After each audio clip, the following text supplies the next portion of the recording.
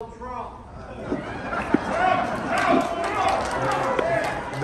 of this happens without President Donald J. Trump.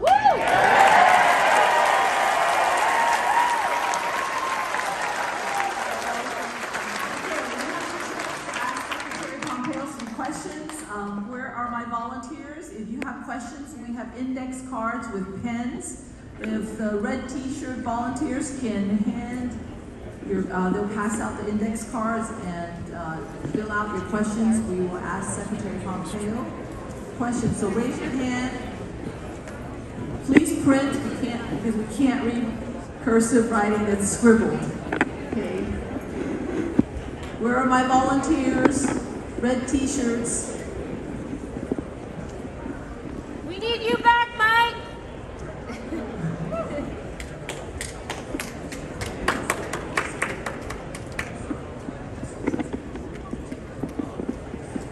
Okay, I don't see a lot of red t-shirts running around. Okay, well, let me start with some questions. So, Secretary Pompeo, what can we as ordinary citizens do to combat the liberal forces in the Bay Area?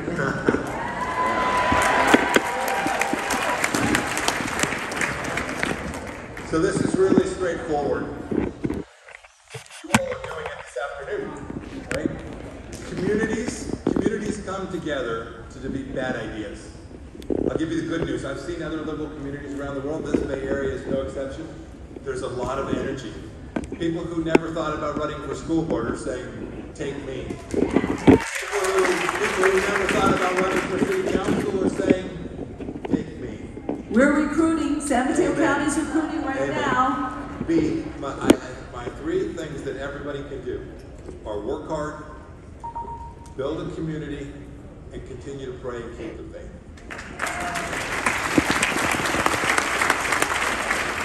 And I just need to add that many Asians are reluctant to run for office.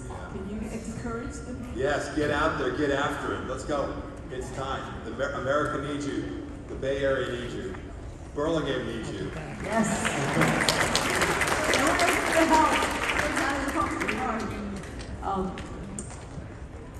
Second question, do you think China will attack Taiwan under Biden? Yeah. So this is so the question is, will the Chinese Communist Party make the decision to attack Taiwan militarily? And it's unknowable in some sense. But there are things that we know for sure.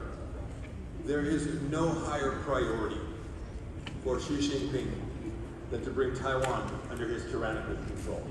No higher priority. It's the first thing I heard on their list for 4 years in every interaction I had with any of my Chinese Communist Party counterparts. Second, they might well attack militarily if they believe they needed to. But I think Xi Jinping believes that he can use coercion, perhaps some military coercion, but economic power, infiltration, espionage, and he can strip away friends and partners from Taiwan and leave Taiwan isolated in a way that the Taiwanese people will be in a very difficult place, and thereby exert coercion and control. That's how he's operated in many countries around the world, to exert his influence. Those are the things the United States is quintessentially perfectly set up to push back against. We have the capacity to support the democratic, freedom-loving people of Taiwan, and we should use every American tool, our economic tools, our diplomatic tools, our ability to convene countries like Australia, South Korea, Japan, and others in Southeast Asia to unite and make clear that the costs of coercing or taking over Taiwan are simply too great. On a very side subject, can you give us your thoughts on Afghanistan and what happened? And what you would have done to change it?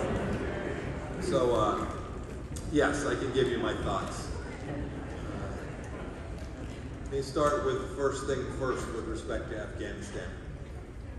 Do we have any Afghanistan veterans in the room today? Well, let me tell you, if they are here, or you have friends or family members who served there, tell them that Mike Pompeo and the American people know that their service was noble and important.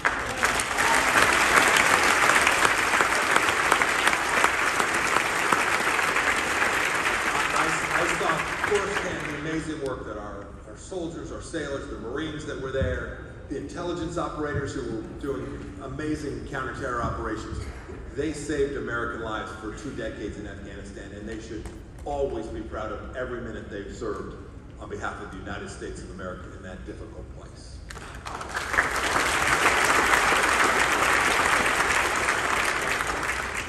The world watched America walk off the stage and leave a debacle in Afghanistan, and it did not have to be that way. We, for 4 years, worked to achieve President Trump's mission. You don't have to guess what his objective was. He tweeted about it, right? He wanted to get our young boys and girls home. He gave me, as his Secretary of State, the mission to achieve just that.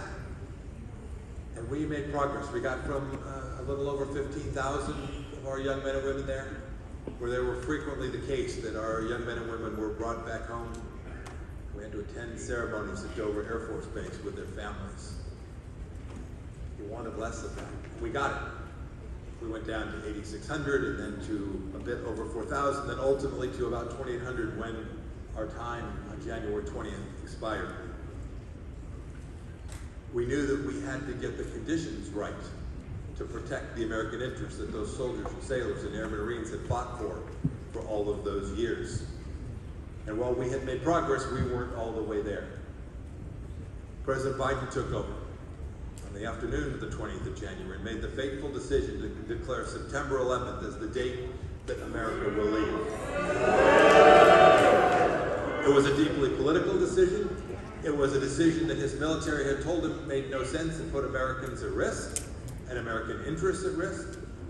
And it was a decision that ultimately led to the collapse of the Afghan government and sadly leaving Americans behind enemy lines and 13 Americans who perished in the departure through Kabul.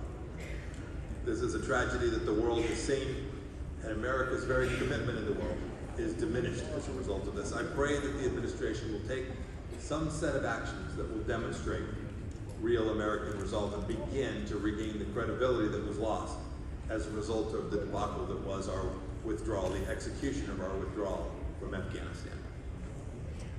So our next question is a very common question. What are your futures politically? Will you run for president?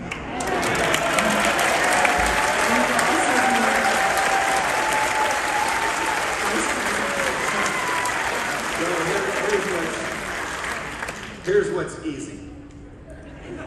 I've been in this fight for the things that you all value and that we all value collectively since I was 18 years old and entered the United States Military Academy. I could never have dreamed that I would have been chosen, by President Trump, that the good people of South Central Kansas would elect me to Congress 4 times, or that I'd get the chance to be the CIA Director and Secretary of State. So only the Lord knows what holds in store. Other than this, I promise you, when I see you, when I hear you, I will continue to be part of this fight for freedom. I don't know what role I will take, but know this, it is a worthy fight, and we all have to find a place to advance that cause, and I promise you I'll stay with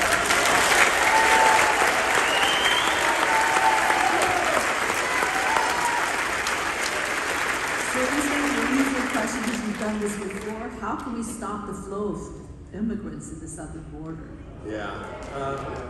So the question is, how do we stop the flow of illegal immigrants across the southern border? You know, the first rule of things is you have to want the thing. So we need to elect people who want to stop the flow across our southern border. This administration has clearly demonstrated that the furthest left elements of their party, who truly do want a completely open border, have prevailed. As for the execution of that, it took the Trump administration a couple of years to get it right. Remember, early on in the administration, we had executive orders thrown out by courts right here in California. The Ninth Circuit just kept rejecting President Trump's plans. But by the middle of 19, we had a policy in place that had turned off the magnet. We had largely managed to decrease the number of illegal immigrants that were coming into our country. We had 3 pieces. One, anybody remember the very first or second tweet? Build the wall. Right? If it was the second, it was also the 9th and the 19th and the 29th. We were determined to do that because it made sense to secure our border, to have a wall. But second, you have to turn off the magnet. You have to make the costs of coming here not worth the benefit. And so we did that when people claimed asylum in the United States.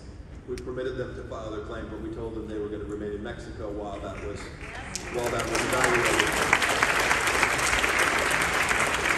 And then this administration came in and ripped it up. And one last thing I have to say, as I'm here in California, thanks for sending your Attorney General to Washington.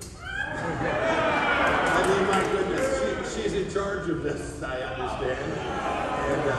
And we can't seem to get her to go down there and actually take it seriously. So this is about we have to make sure that we elect leaders that are serious about protecting American sovereignty and our way of life. So how much influence does China have on President Biden? I'm sorry. Oh, how much influence does the Chinese Communist Party have on President Biden? And what is your assessment of their I always try to focus on the things that I know for sure. Here's what I know for sure. When the Chinese Communist Party has acted in ways that are deeply hurtful to our freedom here in America, this administration has not responded. We know very much that the people of Taiwan are worried that we won't do the right thing for those freedom-loving people. I come from a place that is so focused on delivering on a set of policies, and I watch President Biden, who is clearly demonstrated the absence of resolve to protect those things that we care about the most. That's the thing that I'd ask every one of you to focus on. We must demand that they take the actions that will protect our freedom in our country and provide freedom for people all around the world as well.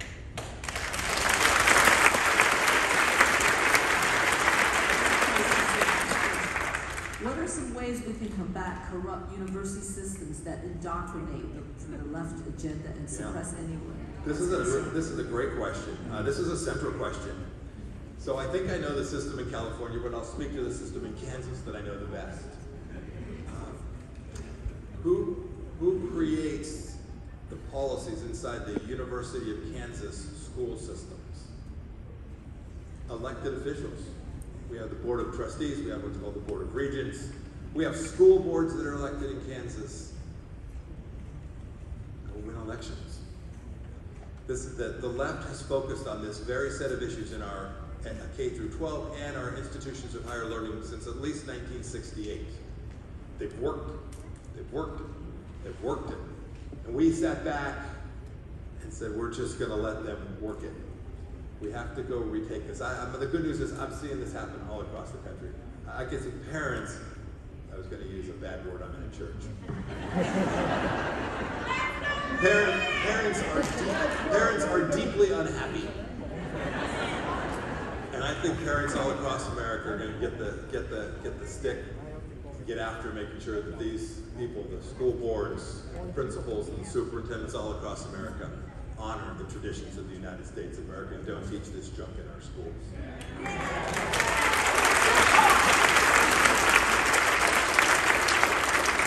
What is the process of holding the FBI accountable? Do they take lie detector tests? So here's what I'd say.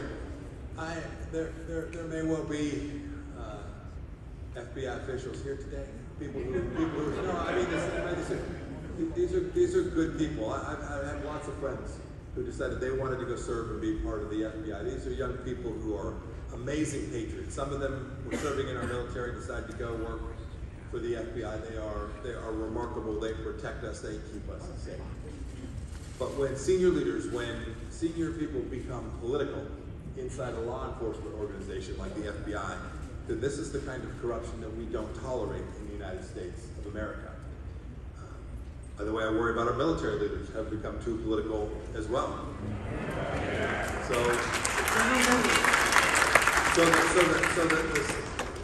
I always come back to it, and I do it because I feel like I'm on very safe ground here.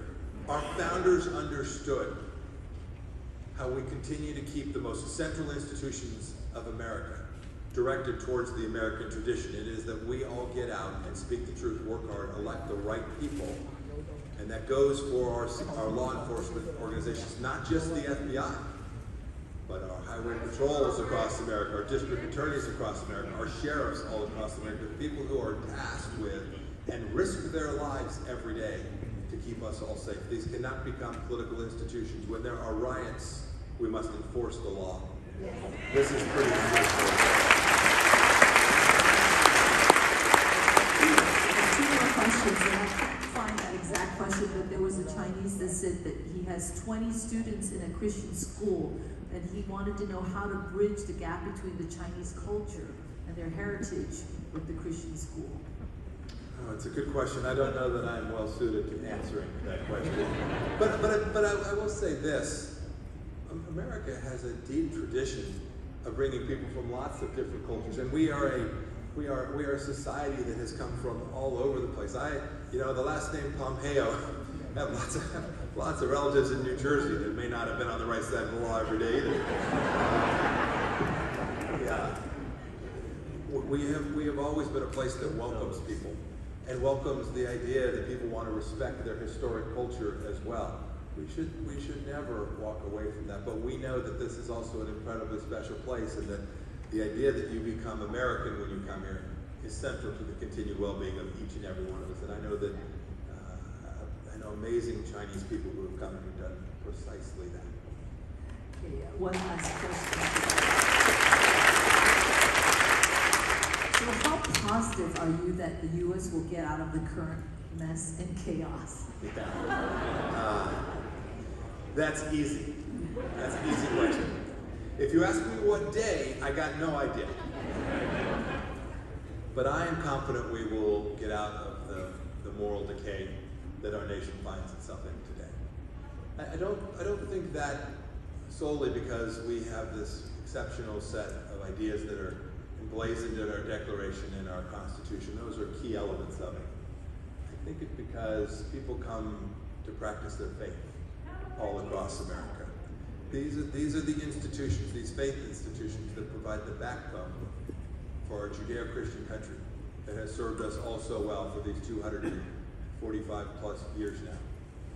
It hasn't left. It's still in our hearts. It's in the hearts of people all across our country, and I am confident that we will have this revival, we will have this reclamation of our nation, and I'm counting on everyone who came here today to be part of helping make that happen.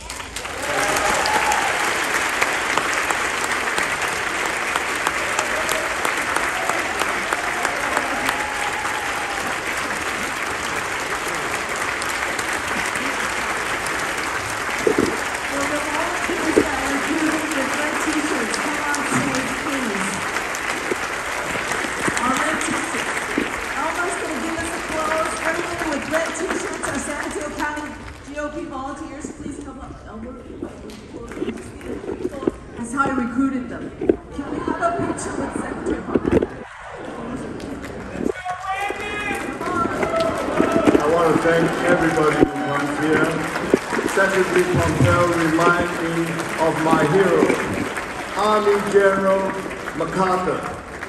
And they have very similar background.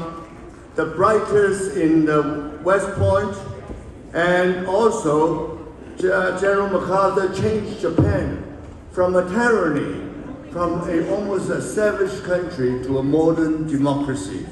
And I hope Secretary Pompeo will do the same.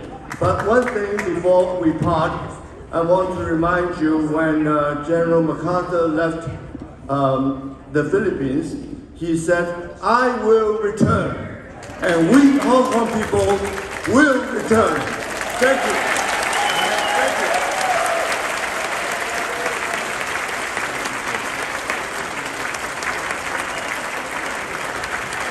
Thank you everybody for coming. Let's keep the faith. Liberate Hong Kong.